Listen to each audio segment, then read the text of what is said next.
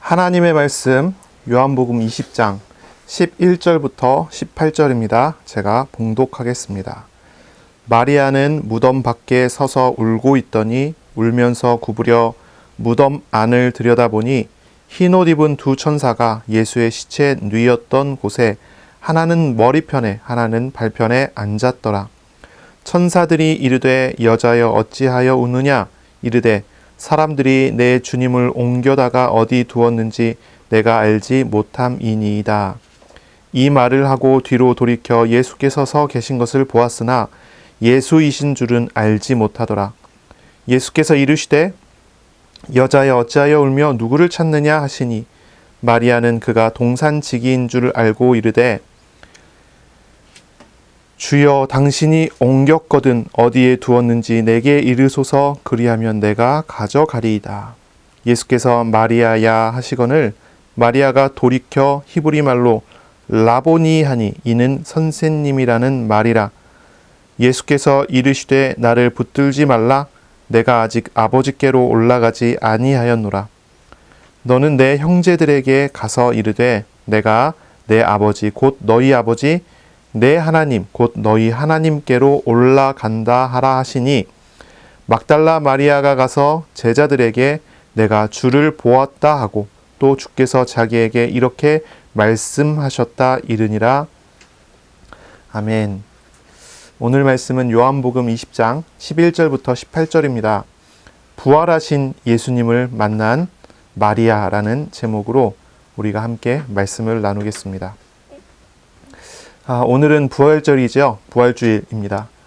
어떤 분은 1년 내내 부활에 대해서는 전혀 생각하지도 않고 있다가 1년에 한 번 부활절에만 부활을 감사한다고 이렇게 한다고 합니다. 그래서 부활이 너무 소홀히 하는 거 아니냐 이렇게 이야기를 한다는 거예요. 그러니까 100번의 설교를 하면 99번은 십자가와 고난에 대해서만 설교하고 부활에 대해서는 결국 한 번밖에 하지 않는, 그래서 뭔가 이게 좀 치우쳐갖고 이상하다 이런 이야기를 하시는 분도 있어요. 우리는요 부활절만 주님의 부활을 기념하는 것이 아니죠. 우리는 날마다 부활하신 주님과 함께하고 부활의 주님을 예배하기 때문에 날마다 부활절이나 마찬가지라는 것을 기억하고 1년에 하루만 부활을 생각하는 것이 아니라 매일 부활을 생각하고 부활의 은혜를 누려야 할 것입니다. 그렇죠? 그래서 오늘이 부활절이기 때문에 부활에 대해서 감사가 아니라 언제나 우리는 부활을 감사했잖아요. 그렇죠? 부활하신 주님과 늘 동행하고 있었잖아요. 부활의 의미를 오늘 또 다시 새기고 부활의 의미가 어떤 것이고 또 예수님의 부활하심으로 말미암아 내가 어떻게 변화되고 어떻게 된 것인지를 또 알아가는 은혜가 있어야 되겠습니다. 하나님께서는 우리 예수님께서는 공생의 사역을 시작하시면서 제자들을 부르셨어요. 제자를 세우셨어요. 공생의 사역의 대부분은 제자 훈련에 많은 것을 할애했습니다. 제자들을 세우는 일에 많은 것을 투자하셨죠. 예수님께서는 사람을 구원하시고 제자로 삼으시고 그리고 그 제자를 훈련시키셔서 이제 주의 일을 하도록 파송하시는 일까지 해 나가셨습니다. 우리가 여기서 한 가지 질문을 할 필요가 있어요. 예수님의 제자들은 어떤 사람들입니까? 또 우리하고 예수님의 제자들하고는 얼마나 차이가 날까요? 이런 질문 우리가 할 필요가 있습니다. 예수님의 제자들과 그리고 교회사 시대에 하나님께서 구원하시고 하나님께서 동행하시고 하나님께서 크게 사용하신 사람들이 있습니다. 그 사람들은 어떤 사람들입니까? 이런 질문 해봐야 돼요. 그 사람들의 직업은 어땠죠? 그 사람들은 얼마나 IQ가 높았습니까? 또 그 사람들의 성품은 어땠을까요? 그 사람들의 성격은요? 아니면 어떤 하나님께서 쓰실 만한 특별한 재능이 있었던 사람들이었을까요? 그 사람들을 구원하실 만한, 선택하실 만한, 함께 하실 만한 어떤 매력이 있어서 하나님께서 그렇게 하셨을까요? 하나님께 쓰임받을 만한 어떤 재능과 능력이 있어서 하나님은 그 사람들을 부르셔서 구원하시고 사용하셨을까요? 그렇다면 나라는 사람은, 나는 과연 어떤 존재입니까? 나는 어떤 사람입니까? 하나님께 구원받을 만한 사람일까요? 하나님께 쓰임받을 만한 사람일까요? 하나님의 선택받을 만한 그런 사람입니까? 이런 질문을 우리가 해볼 필요가 있겠지요. 사실 성경과 역사를 찾아보고 살펴보게 되면 제자들을 우리가 알 수가 있고요. 또 구약의 선지자들을 찾아볼 수도 있겠죠. 교회사의 여러 인물들도 찾아볼 수가 있습니다.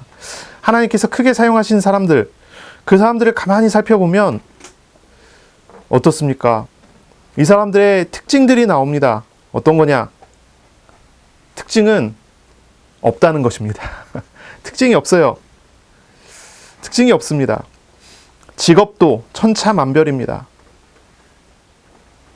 직업도 천차만별이에요.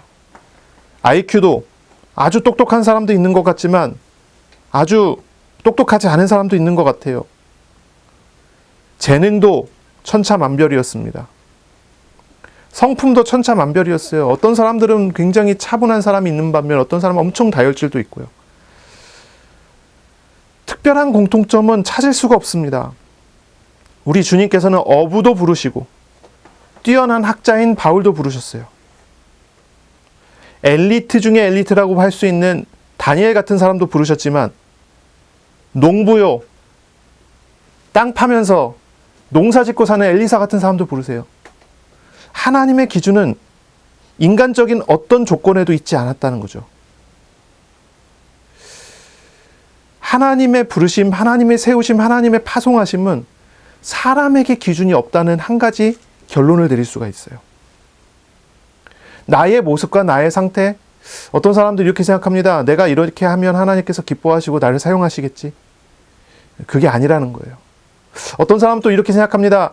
나는 이런 상처와 이런 모난 부분이 있어서 하나님께 쓰임받기 어렵겠지. 절대로 그렇지 않다는 겁니다. 하나님께서 부르시고 사용하시고 쓰신 어떤 사람들도 어떤 이유로도 쓰임받고 못 받고가 결정되지 않았다는 거예요. 성경은 우리에게 분명한 가르침을 주죠. 하나님의 부르심은, 하나님의 훈련하시고 하나님께서 파송하시는 모든 과정들은 우리의 모두의 조건들이 아니라 전부 하나님의 선택의 결과라고 얘기합니다. 하나님의 선택이라는 거예요. 하나님께서 원하는 사람을 부르셨어요. 하나님께서 원하는 사람들을 부르셨어요. 그리고 그 원하는 사람이라는 것은 뭐 우리의 어떤 조건에 따라서 달라지는 것이 아니라 조건이 없는 하나님의 사랑으로 인한 것이라고 하는 거예요. 하나님의 사랑으로 조건 없이 부르셨다라고 이야기합니다. 하나님은 아무 조건 없이 사랑하셨고 우리들이 어떤 모습이든지 그것과 상관없이 인격적인 태도로 부르셨어요. 하나님은 나의 어떤 좋은 모습을 기대하고 부르신 게 아니에요. 그냥 나의 있는 모습 그대로를 사랑하셔서 우리를 부르신 거예요. 사람들은 자기 자신을 돌아보면서 나는 이런 부분이 자랑스러워, 나는 이런 부분이 부끄럽고 숨기고 싶고, 나는 이런 부분을 고치고 싶고, 막 이런 이야기들을 많이 하잖아요. 하나님 앞에 나오면서도 우리는 가면을 쓰고 나옵니다. 왜 가면을 쓰죠? 하나님 앞에 드러내고 싶지 않고 사람들 앞에 드러내고 싶지 않은 모습들이 있으니까요. 그걸 가리는 가면을 쓰는 겁니다. 그리고 하나님께서는 이런 거 좋아하시겠지, 또 사람들 앞에서 공동체 앞에서 이런 모습을 보이면 좋아하겠지, 그런 색깔의 가면을 딱 쓰는 거죠. 그리고 나와서 예배하려고 하고 하는 거예요. 그런데 우리가 잘 알아야 돼요. 우리 주님은 그런 가면 좋아하지 않아요. 우리의 있는 모습 그대로 하나님 앞에 나오는 걸 더 기뻐하세요. 왜냐하면 우리의 모습을, 있는 모습 그대로를 사랑하셔서 우리를 부르셨기 때문이에요. 이것을 우리는 발견하고 알아가야 할 것이에요. 우리 하나님께서는 우리의 부족함과 연약함을 다 아세요. 우리가 죄인이라는 것도 알고요. 우리가 우상이 가득하다는 것도 알고, 우리의 영혼이 이것저것 여러 군데에서 상처받아 있다는 것도 다 아세요.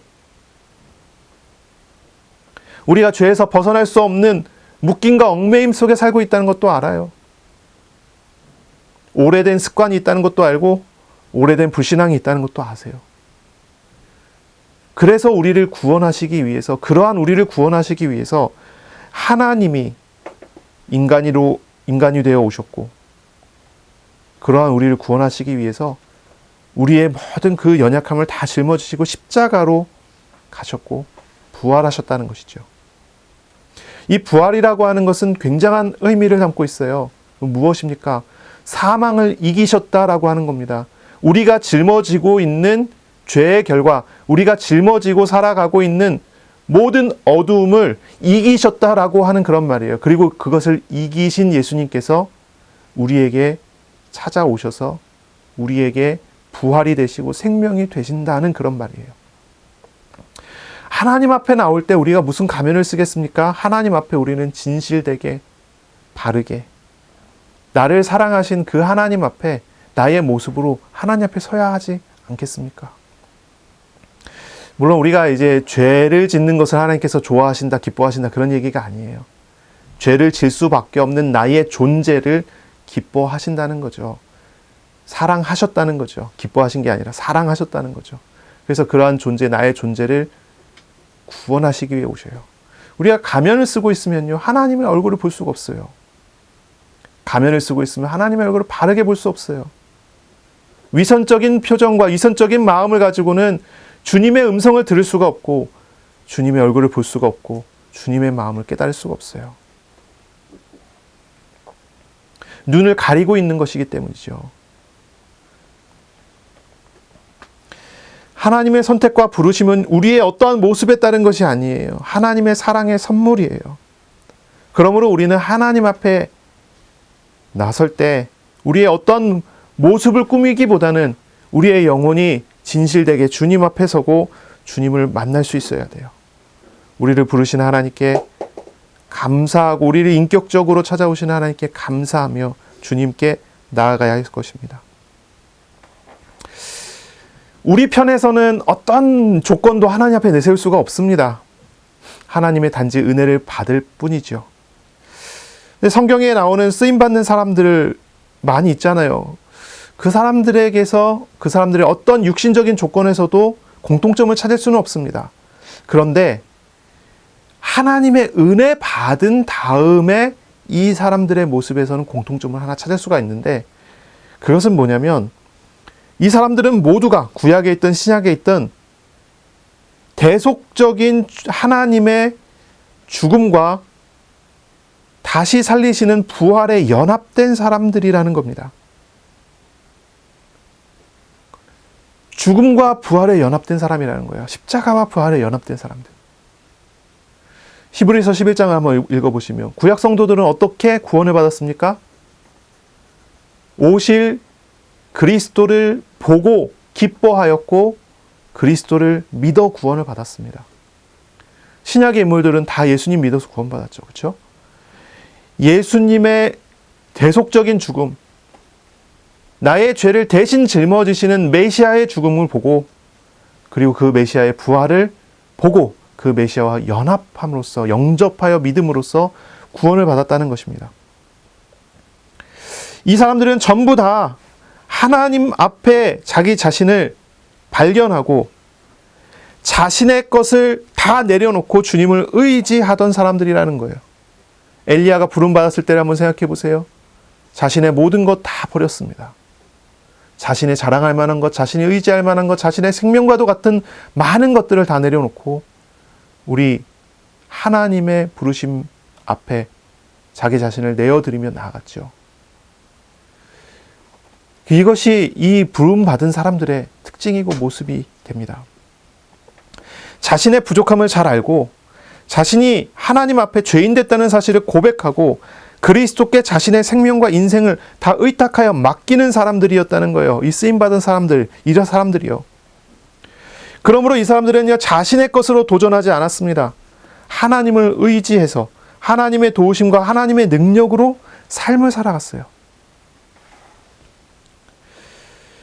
정말 그렇습니다. 십자가와 부활을 통과해야 합니다. 그래야 주님과 동행하는 참된 삶을 살 수가 있습니다. 하나님과 함께하는 하나님의 쓰임받은 하나님과 동행했던 이 사람들은요, 전부 그랬습니다. 죄인된 자기 자신을 십자가에 못 박는 삶을 살아갔습니다.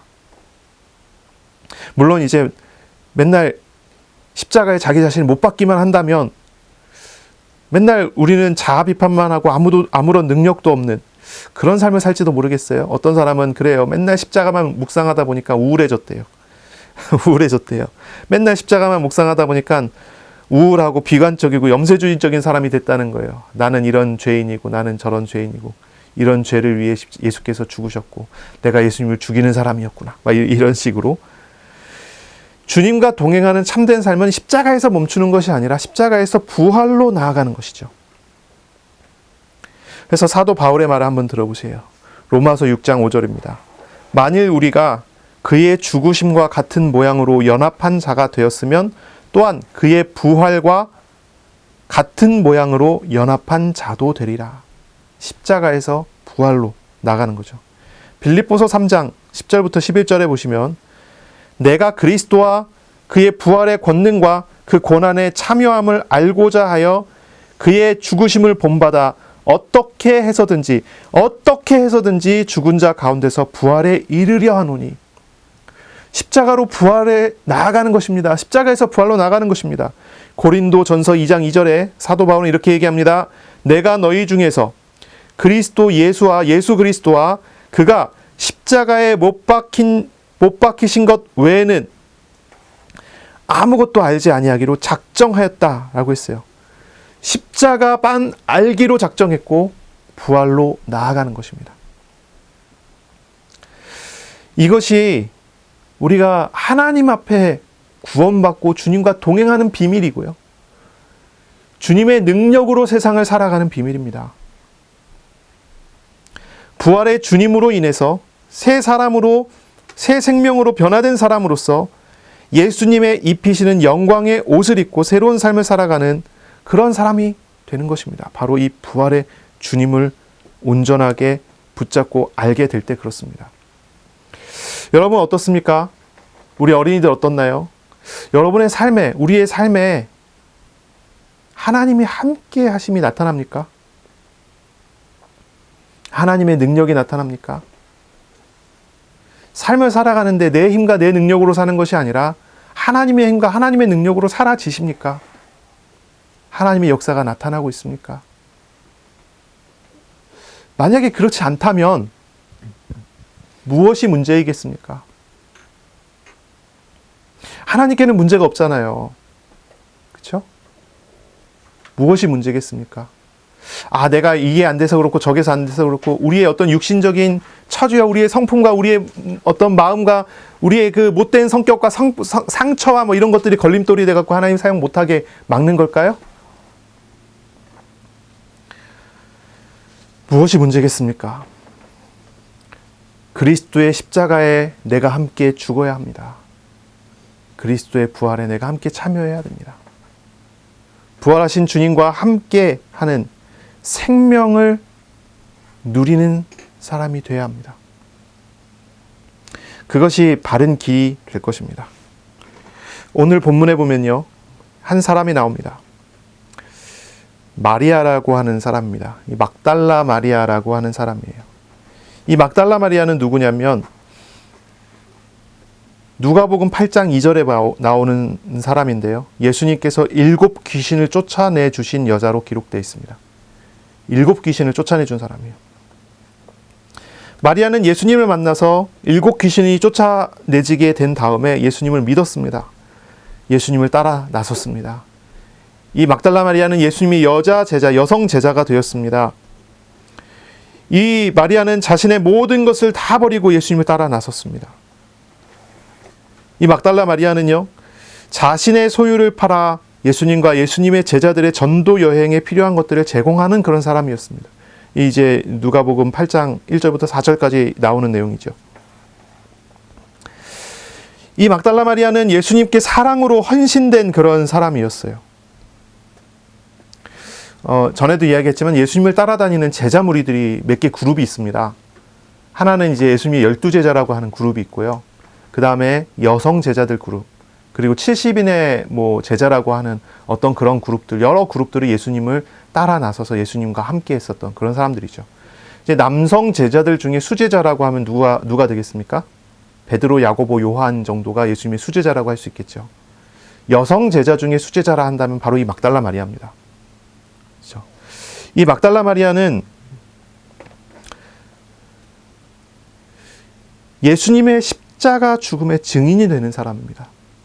남자 제자들은 다 도망갔지만, 남자 제자들 다 도망가고 한 사람은 지켜봤다고 해요. 누가 봤다고 합니까? 요한 같은 경우는 이제 멀리서 지켜봤다고 하는데, 남성 제자들은 다 도망가고 여자 제자들 몇 명만 예수님이 십자가의 옆에 가까이에 서서 증인됐습니다. 그 중에 한 명이 막달라 마리아죠.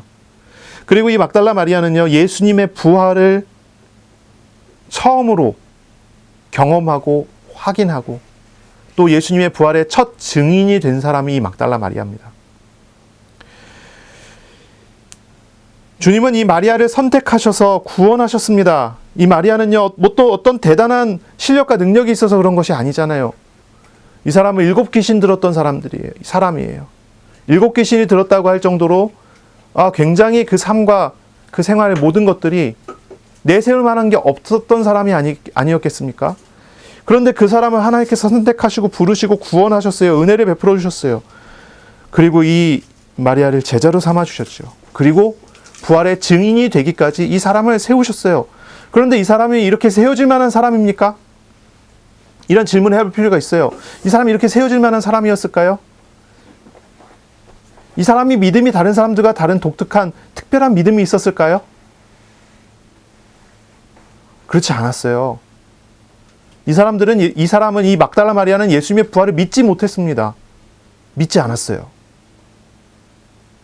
예수님의 부활에 대한 가르침을 예수님께서 여러 번 반복해서 가르치셨잖아요. 그런데요, 부활에 대한 조금의 믿음도 없어요. 순전히 하나님의 은혜로 세우신 거죠. 하나님의 인격적인 사랑으로 이 사람을 부르신 거죠. 오늘 본문에 보면 마리아 어떻습니까? 어때요? 시체에다가 발을 기름을 준비해서 무덤을 가요. 무덤에 갔습니다. 그런데 무덤 문이 열려 있습니다. 예수님의 시체는 보이지가 않습니다. 그래서 막달라 마리아가 어떻게 했습니까? 베드로와 다른 제자들은 돌아가 버리고 막달라 마리아는 차마 돌아가지 못해서 그 무덤에 앉아 울었습니다. 엎드려 울었습니다. 흐느끼며 엉엉 울었습니다. 누군가 말을 건넸습니다. 그랬더니 막달라 마리아가 뭐라고 얘기합니까?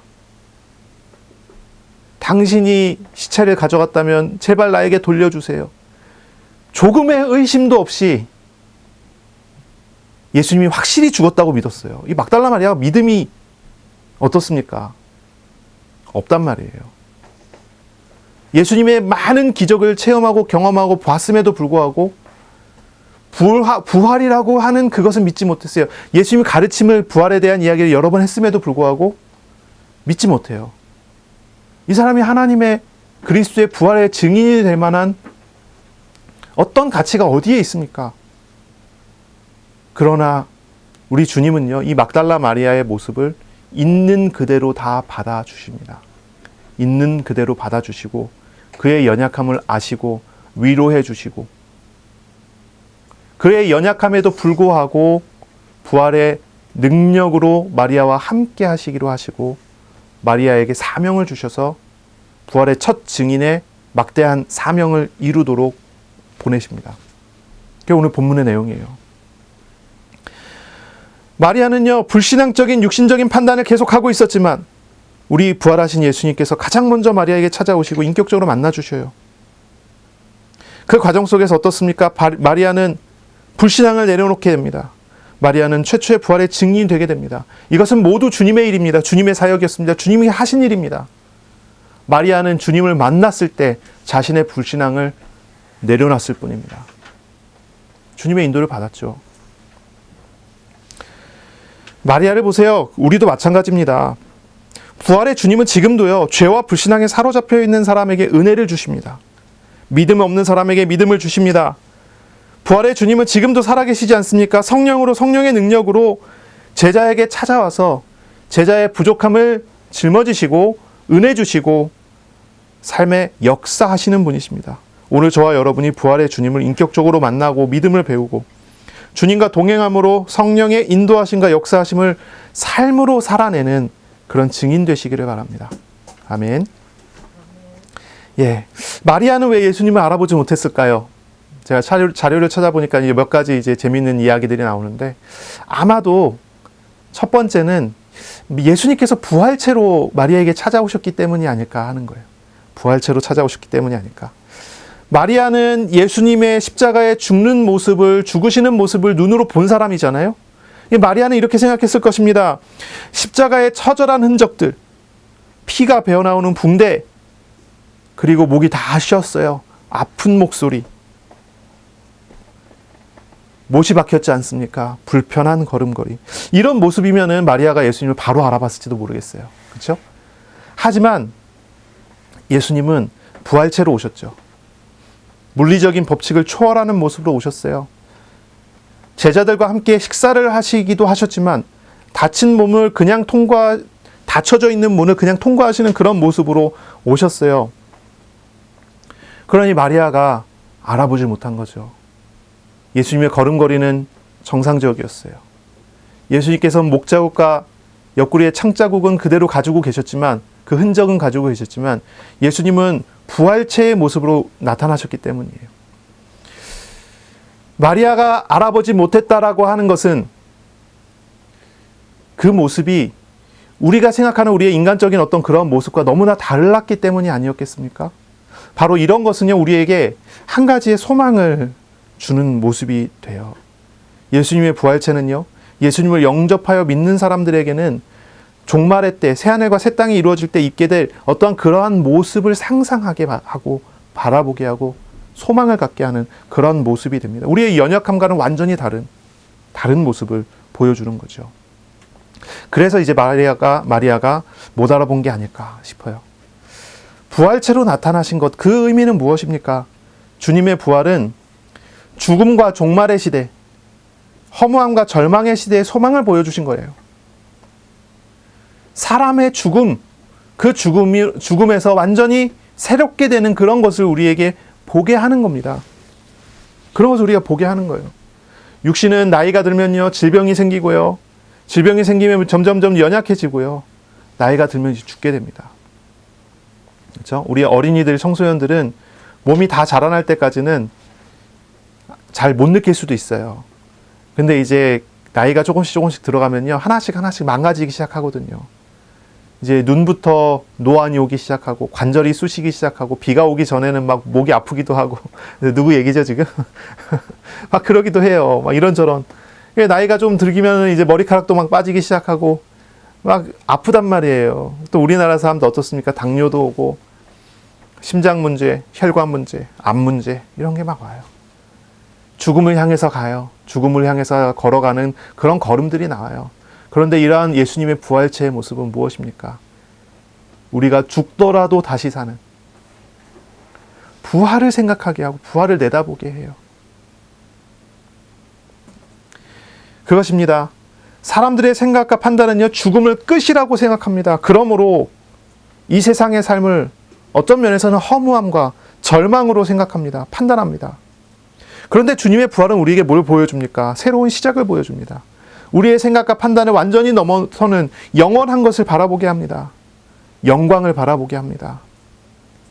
절망이 아닌 소망과 희망을 가지게 하는 그러한 모습을 우리에게 주는 것이지요.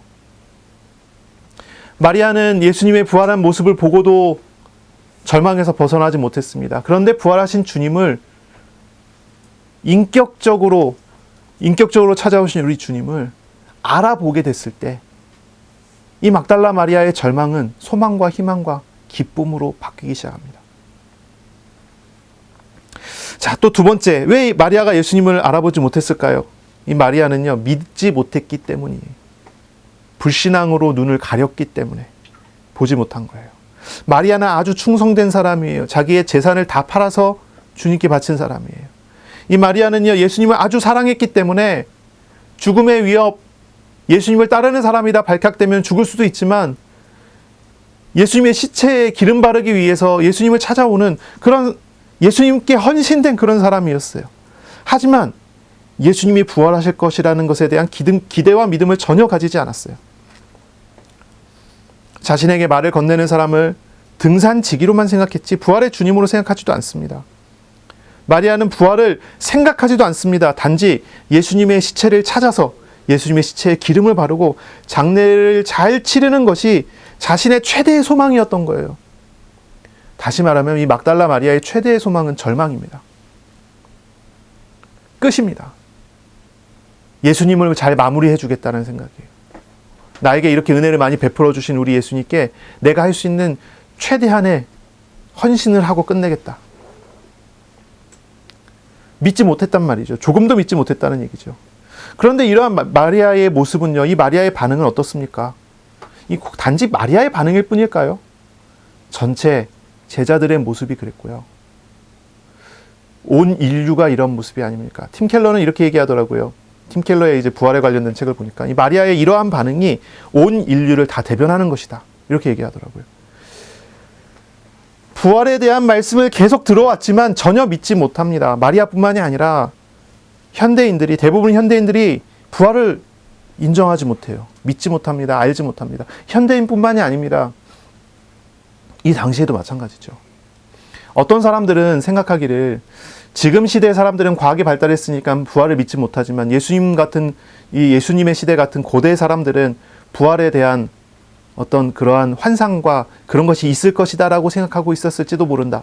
이렇게 얘기하는 사람도 있어요. 그런데 자료를 찾아보니까 유대인들은 아주 철저하게 죽으면 끝이라고 하는 것을 확실히 믿었던 사람들이에요. 이 당시에 어떤 사람들이 있습니까? 사두개인이라는 사람이 있습니다. 사두개인은 누구냐면 제사장 사독의 후예라고 하는 사람들이에요. 대제사장과 예루살렘의 귀족들, 그러니까 예루살렘의 지도층들이 사두개인들이에요. 성경에 뭐라고 기록되어 있습니까? 영도 없다, 부활도 없다, 천사도 없다. 이게 성경을 가장 잘 알고 있다고 이야기하는 대제사장과 그 무리들이 유대인들에게 가르치던 내용들이란 말이에요. 이러한 사람들이 있는 그 시대, 그러한 사람들이 사역을 하고 나라를 다스리고 나라를 움직이고 있었던 그런 시대란 말이죠. 그런데 그 시대의 사람들도 마찬가지예요. 믿지 못해요. 마리아도 믿지 못해요. 온 인류를 다 대변하는 것입니다. 심지어는 교회 다니는 사람들조차 부활을 믿지 못하는 사람들이 있어요. 부활을 단지 하나의 상징으로만 생각하고 역사적인 실제라고 받아들이지 않는 거예요. 부활을 그냥 단지 뭐라 그럴까요? 소망과 희망을 가지게 되는 어떤 이미지로만 생각하는 거죠. 특히 이제 자유주의 신학이라고 하는 데가 있어요. 자유주의자들은 부활을 아예 믿지 않습니다. 그냥 거짓말이고 그냥 소문이고 이렇게 얘기해요. 신정통주의라고 하는 사람들이 있습니다. 신정통주의라고 하는 그 하나의 그 신학적인 사조가 있는데요. 20세기 들어서 이게 아주 활발하게 일어나죠. 이 사람들은 뭐라고 얘기하냐면 예수의 부활은 역사적으로는 예수의 부활은 실제가 아니지만 예수의 부활을 내가 실존적으로 받아들이면 부활이 있는 게 된다. 이렇게 가르쳐요. 많은 사람들이 실제로 그렇게 생각을 하는 겁니다. 그런데 정말입니까? 정말 그렇습니까? 그렇지가 않습니다. 예수님의 부활은 역사적인 사실이 맞습니다. 그리고 그 역사적인 그 사실은 지금 예수 그리스도를 영접하여 믿는 사람들에게는 실존적인 사실로 확인이 됩니다. 이 두 가지가 다 사실이라는 얘기예요. 어쨌든 이 예수님의 부활을 아무도 믿지 않습니다. 아무도 믿지 않아요. 마리아와 그 당시 사람들, 예수님을 가장 가까이서 봤었던 제자들도 믿지 않았습니다. 지금의 현대인도 믿지 않습니다. 교회 다니는 많은 사람들도 어쩌면 상당수가 될지도 모르겠어요. 교회 다니는 사람들 중에서도요. 부활을 믿지 못해요. 부활을 판타지 소설 같은 것으로 또는 동화 같은 것으로 생각하는 사람들이 많아요. 그런데 이렇게 생각했던 마리아가 이 부활을 믿는 사건이 벌어집니다. 어떻게 됩니까? 부활하신 주님이 직접 마리아에게 찾아오셔서 만나 주시니까요. 조금의 의심도 없이 예수님이 확실히 죽었을 거라고 믿었던 이 마리아가 예수님의 부활의 첫 번째 증인이 돼서 나가게 되는 거예요. 그래서 다른 제자들을 만나 거기서 예수님의 부활을 증거하는 증인이 된 거죠. 예수님이 확실히 죽었다는 십자가의 죽음에 대한 증인이었던 마리아가 예수님의 부활에 대한 확실한 첫 번째 증인이 됩니다. 그리고 그것을 전달받은 사람들이 모여 있을 때 예수께서 다시 그 사람들에게 찾아오셔서 부활의 증거를 보여주셨죠. 마리아는요, 부활의 주님을 만났습니다. 그때 믿게 된 것이죠. 부활의 주님은 믿지 않은 마리아에게 인격적으로 찾아오셔서 만나주셨고 믿게 하셨어요. 인격적이다라고 하는 말이 있어요. 인격적이라는 말은 무슨 말입니까? 인격적이다. 뭐 이게 반대말로 이야기하면 기계적이지 않다. 뭐 이렇게도 표현하지만 이렇게 생각하면 돼요. 인격이다 그러면 우리가 지정의를 얘기합니다. 지정의. 보통 사람을 이야기할 때 지정의죠. 지는 뭡니까? 이성입니다. 정, 감정, 의는 의지입니다. 그래서 사람들이 사람을 만날 때 이성을 갖고 감정을 갖고 의지를 갖고 그 사람과 다른 사람과 만난다라고 했을 때 인격적으로 만난다는 그런 얘기예요. 근데 만약에 지식의 전달만 있다 그러면 그건 인격적으로 만났다고 얘기하지 않아요. 또한 감정의 전달만 있다 그랬을 때는 그것을 인격적으로 만났다라고 이야기하지 않습니다. 아니면 의지를 전달하기만 했다라고 했을 때도 그것도 인격적으로 만났다고 얘기하지 않습니다. 하나님은 인격적이신 분이죠. 그런데 인간이 인격적인 것과는 조금 질적으로 차원이 다릅니다. 질적으로 좀 차원이 달라요. 사람이 인격적이다 했을 때 지정의 이렇게 얘기하지만 하나님 인격적이신 하나님 그러면 하나님의 이성, 인간과 비교할 수가 없잖아요. 하나님의 감정, 하나님의 의지, 그렇습니다. 더구나 이제 사람과 사람이 만났을 때 인격적으로 만났다는 표현과 하나님과 사람이 만났을 때 인격적으로 만났다는 표현은 좀 달라요. 하나님과 사람이 만났을 때 인격적으로 만났다는 표현은 무엇입니까? 하나님이 사람에게 찾아오셔서 만나는 겁니다. 하나님이 사람에게 찾아오셔서 만나는데요. 인격적으로 만났다는 얘기는 지정의뿐 아니라 영혼과 전인이 하나님을 대면하게 됐음을 의미하는 것입니다. 하나님을 만나게 됐음을 의미하는 거예요. 이 부활의 주님은요. 마리아에게 놀라운 부활에 대한 영적인 지식을 예수님께서 마리아에게 부어주신 게 아니란 말이에요. 아니면 절망하고 있는 마리아에게 어떤 하나님의 기쁨이라고 하는 감정만 전달해 주신 게 아니란 말이에요. 만약에 지식만 전달받았다면 내가 이걸 어떻게 사용해야 되지? 내 것으로 만들어서 내가 그것을 어떻게 해야 되지? 해야 될 거예요. 감정만 받았다면 그 감정을 가지고 이렇게 저렇게 해야 될 겁니다. 그렇죠? 의지라도 마찬가지겠지만요. 우리 주님께서는 하나님께서는요. 이 마리아에게 인격적으로 직접 찾아오셔서 말을 건네시고 부활체를 보여주시고 만나주셨어요. 하나님께서는 마리아에게 하나님 자신을 내어주셨어요. 보여주셨어요. 만나주셨어요. 함께해 주셨어요. 이것이 인격적으로 만났다는 뜻이에요. 그때 이제 마리아는요. 예수님을 알아봅니다. 그리고 예수님을 꼭 붙듭니다. 꼭 붙들어요. 17절을 보시면요. 예수께서 이르시되 나를 붙들지 말라 이렇게 말씀하세요. 이 마리아가 예수님을 꼭 붙들었어요. 이 붙들다라고 하는 단어가 이제 그 헬라어 합토라는 단어인데요. 이건 고정시키다 또는 이제 들러붙다 뭐 이런 의미가 있어요. 그래서 이제 뭐 이거는 이제 뭐랄까요? 만지다, 손을 대다, 만지다. 이때도 이 합토라는 단어를 쓰고 꽉 붙잡다. 이때도 합토라는 단어를 써요. 그래서 이거는 이제 해석을 어떻게 하냐면 이 단어는 이 문맥 속에서 해석을 해요. 그 뒤에 예수님께서 말씀하신 걸 보면 이게 어떤 의미로 이 단어가 쓰였는지 알 수 있죠. 그 바로 뒤에 보면요. 예수님께서 이렇게 얘기하시거든요. 너는 그렇죠. 이렇게 나를 붙들지 마라. 내가 아직 아버지께로 올라가지 아니하였노라. 예수님께서 하나님께로 올라가셔야 한다는 거예요. 아직 올라가지 않았다. 이 땅에 아직 할 일이 남았기 때문에 그렇게 꼭 붙들지 않아도 돼 라고 말씀을 하시는 거예요. 꼭 붙들었다는 얘기예요. 여기서 보면요. 마리아는요. 예수님께서 어디도 못 가게 하려고 꽉 붙든 것 같은 붙잡고 있는 것 같은 그런 뉘앙스를 딱 읽을 수 있는 그런 단어예요. 마리아는 잃어버린 시체를 찾아서 엉엉 울고 있었잖아요. 그런데 예수님을 만났어요. 그러니까 이 마리아는 예수님을 다시는 잃어버리지 않으려고 꼭 붙든 것 같은 그런 모습을 보여주는 거예요. 왜 주님께서 마리아에게 붙들지 말라고 했을까요? 그 이유는 우리가 이야기 읽은 것과 같아요. 주님께서는 아직 이 땅에서 남은 사역을 행하셔야 되기 때문이죠. 또한 승천하셔서 성령을 보내주셔야 하기 때문이에요. 예수님께서 사역을 하셔야 되기 때문이에요. 예수님의 사역이 완성되지 않고 완전하게 마무리되지 않았기 때문이에요. 마리아가 예수님을 꼭 붙들고 있는데 바로 마리아가 예수님을 꼭 붙들고 예수님께서도 마리아를 꼭 붙들어주는 그런 날이 아직 오지 않았기 때문이에요. 그래서 예수님께서 이렇게 말씀을 하신 거죠. 아직 예수님의 사역이 더 진행되어야 하기 때문에 부활하신 예수님께서 다른 많은 제자들과 성도들에게 부활의 모습을 가르쳐 주시고 하나님 나라의 일을 더 설명해 주시고 그 하나님 나라를 위해서 기도하게 하시고 승천하셔서 성령을 보내주셔야 하기 때문에, 그렇기 때문에 예수님께서는 마리아에게 이렇게 말씀을 하신 거죠. 마리아는 부활의 첫 증인이 되었습니다. 마리아는 예수님을 독점하고 싶었을지도 모르겠어요. 물론 그런 의미는 아니겠지만요.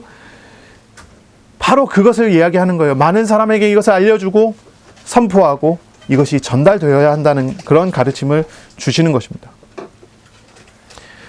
주님은요, 마리아에게 말씀하세요. 하지 말아야 할 것과 또한 주님의 일에, 주님께서 일을 하셔야 되기 때문에 그 일에 함께 동참하여서 그 일을 같이 하도록 예수님께서 마리아에게 가르치신 거죠. 특히 예수님은 마리아에게 부활을 알리는 일을 하도록 그 사역을 맡겨주셨어요. 바로 이 만남을 우리는 생각해 봐야 돼요. 이 만남은 어떻습니까? 이 특별한 만남은요, 마리아에게, 절망하고 있는 마리아에게 참된 위로가 됐습니다. 이 만남은요, 마리아의 믿음을 세워주는 그런 만남이 됐습니다. 불안함과 절망을 이기는 참된 소망을 주는 그런 만남이 됐습니다. 또한 그뿐이 아니죠. 주님이 하시는 일에 동참하여 주님과 함께 일을 할 수 있는 그런 특권이 주어지는 그런 만남이 됐어요. 부활하신 주님을 만나는 사람은 이런 축복 속에 있게 되는 것입니다. 위로를 받게 됩니다. 확신을 얻게 됩니다. 주와 동행하는 삶을 얻게 되는 것입니다. 십자가와 부활의 주님, 우리에게 찾아오신 예수님과 인격적인 만남을 가져야 할 것입니다. 인격적인 만남을 회복해야 될 거예요. 우리는요, 지식만 가지려고 할 것이 아닙니다. 감정만 얻으려고 할 것이 아닙니다. 의지를 다지려고만 할 것이 아닙니다. 우리에게 찾아오시는 부활의 주님을 지정의 영혼과 전인으로서 대면하여 만나는 그런 만남을 가져야 합니다. 막달라 마리아는요, 부활의 주님을 만나고 나서야 믿음을 회복하여 달려가 12제자에게 부활의 소식을 전하게 됩니다. 그리고 제자들도 마찬가지로 믿지 않았죠. 마리아가 와서 막 소식을 전해줬는데 그럴 리가 없다. 믿지를 못하는 거예요. 믿지 않습니다. 그래서 어떻습니까? 이 제자들이요, 문을 다 잠가놓고 혹시나 예수님을 죽인 자들이 우리에게 찾아올까 싶어 두려워 떨면서 자기들끼리 모임을 하기 위해 문을 다 잠가놓고 모이잖아요. 아무도 믿지 않았어요. 그때 이 부활의 주님께서 찾아오시고 부활의 주님을 만났습니다. 그제서야 제자들이 믿음을 갖게 됩니다. 특히나 제자 도마는요, 어떻습니까? 믿음이 없었습니다. 아주 의심이 많았던 제자죠. 이 도마는 어떻습니까? 부활의 주님을 만나서 그 손의 못자국과 창자국에 손을 대어 알고 나서야 믿게 됐습니다. 도마는 말합니다. 내가 그 못자국 손 들고 확인하지 않다면 난 믿지 못하겠다. 부활의 소식을 들었으면서도 떠나잖아요. 그러나 우리 주님을 만났을 때 믿게 되죠. 여러분은 부활의 주님을 믿습니까? 믿나요? 예수님께서 죽으셨다가 다시 살아나셨다는 사실을, 그 실제를, 그 역사를 믿고 있습니까? 우리 어린이들 어때요? 예수님 부활하셨다는 사실이 믿어지십니까? 나중에 시간이 지나서 종말의 때 제일 마지막에 세상의 끝이 났을 때 무덤에 묻힌 자들이 예수님처럼 부활체로 다시 살아나 일어나 예수님과 함께 새하늘과 새 땅에 살게 될 것을, 그것을 믿습니까? 이 믿음은요, 쉽게 얻을 수 있는 것이 아닙니다. 부활의 주님을 만나지 않는다면 믿을 수가 없어요. 사도 바울은 예수님의 십자가의 죽음과 부활, 그것에 대한 소식을 다 듣고 그것을 증거하고 있던 스데반이 돌 맞아 죽을 때 증인이 된 사람이었어요. 이 바울이라는 사람은요. 이 사람은 다메섹으로 가는 길이었습니다. 다메섹에도 예수라는 사람을 십자가에 죽은 그 예수라는 사람을 믿고 있는 사람들이 있다는 소식을 듣고 그들을 잡아 죽일 수 있는 그런 어떤 명령을 가지고 달려가던 그런 길이었어요. 사도 바울은 아주 확신이 있었습니다. 예수님께서 부활하시지 않았다는 확신이요. 근데 사도 바울이 예수님의 증인이 됩니다. 어떻게 해요? 부활의 주님을 만났을 때예요. 사도행전 9장에 보면 거기 나오죠. 사도 바울이 예수님을 만나잖아요. 바로 그것입니다. 여러분, 부활의 주님을 믿습니까? 부활하신 주님을, 지금도 살아계신 주님을 만나게 되면 믿어지게 될 것입니다. 예수님을 영접하면 믿음이 생겨요. 그리고 그 믿음은 어떻습니까? 주님과 인격적인 교제의 만남을 계속하게 될 때 성장하게 됩니다. 이 마리아뿐이 아니라 저도 그랬어요. 저도 예전엔 믿지 못했어요. 사람이 죽어가다가 살아나는 것은 가능하다고 생각했지만 죽은 자가 어떻게 살아날까? 그건 불가능하지 않냐? 사기가 아니냐? 이렇게 생각을 했다니까요. 그런데 제가 복음을 듣고 예수님을 딱 영접했을 때 정말 신기하더라고요. 믿어지는 거 있죠. 믿어져요. 부활하신 예수님이 내게 들어오셔서 나와 함께 하시는데 믿어지더라고요. 아, 이분이 부활하신 주님이구나. 이게 알겠어요. 하나님을 만나야 되지 않겠습니까? 저는 전도할 때 복음이 증거되고 예수님을 영접한 사람이 나오면 그 사람에게 기도문을 줘요. 이렇게 기도하세요. 가르쳐요. 이렇게 가르칩니다. 내 마음에 하나님께서 오신 것이 정말 맞다면 내가 확신할 수 있게 증거를 주세요. 같은 이런 식의 어떤 기도문을 저는 가르쳐 줍니다. 그리고 기도하라고 그래요. 일주일 동안 기도해 보세요. 제가 당신에게 전한 하나님의 말씀, 복음이 있습니다. 예수님의 십자가, 예수님의 부활과 예수님의 생명이 있습니다. 그것이 당신에게 증거됐고 당신이 그 예수님, 그 하나님을 만났습니다. 그렇다면 기도해 보라고. 바로 내가 영접한 이 예수님이 정말로 하나님이 맞는지, 하나님이 내 마음에 오신 게 진짜 맞는지, 하나님이 나에게 하나님 되심을 가르쳐주고 알려달라고, 보여달라고, 경험하게 해달라고 기도하라고 그래요. 어떤 사람은 기도하고 어떤 사람은 기도하지 않더라고요. 그런데 제가 만나본 사람들을 보니까요, 어떤 사람들 보니까요, 아무것도 없이 예수님 영접 한번 했을 뿐인데 일주일 지나서 만나는데 믿음이 세워져서 나와요. 믿음이 세워져서 나와요. 사람이 확 변화돼 갖고 나오는 그런 사람들이 있어요. 와서 저한테 뭐라고 하는지 아십니까? 이렇게 얘기합니다. 정말로 이야기하신 대로 제가 기도했는데 신기한 일이 벌어졌어요. 이런 일이 벌어졌어요. 저런 일이 벌어졌어요. 정말로 내가 하나님 만난 게 맞나 봐요. 믿어진다는 거죠. 복음을 듣기 직전까지만 하도록 전혀 믿지 않던 그런 사람들이 믿어진다는 거죠. 하나님을 알게 됐다는 거죠. 하나님과 동행하게 되는 거죠. 만약에 확신이 없다면 여러분 기도해야 되지 않겠습니까? 어떻게 기도해야 되겠습니까? 부활하신 주님이 내게 오신 것을 알게 해달라고 기도해야 되지 않겠습니까? 주님과의 만남은, 주님께서 인격적으로 찾아오셔서 만나게 되는 그 만남은요, 하나님을 믿지 않는 사람에게는 구원의 능력이 나타나는 거고요, 이미 하나님을 믿는 사람에게는 믿음의 성장을 이루어주는 그런 만남이 됩니다. 어떻게 하나님을 만날 수 있습니까? 예수 그리스도를 영접해야, 믿어야 만날 수 있습니다. 예수 그리스도를 영접해야 합니다. 우리가 믿는 우리들은 어떻게 주님과의 인격적인 만남을 계속해 나갈 수가 있습니까? 말씀을 묵상하세요. 말씀하시는 하나님께서 우리에게 가르쳐 주실 것입니다. 기도하세요. 말씀을 따라 기도하세요. 하나님을 인격적으로 만나는 그런 기도예요. 기도는요, 내가 하나님께 말하는 것도 기도입니다. 그런데요, 말씀을 묵상하면요, 하나님께서 나에게 말씀하시는 교류가 되어지는 그런 기도가 됩니다.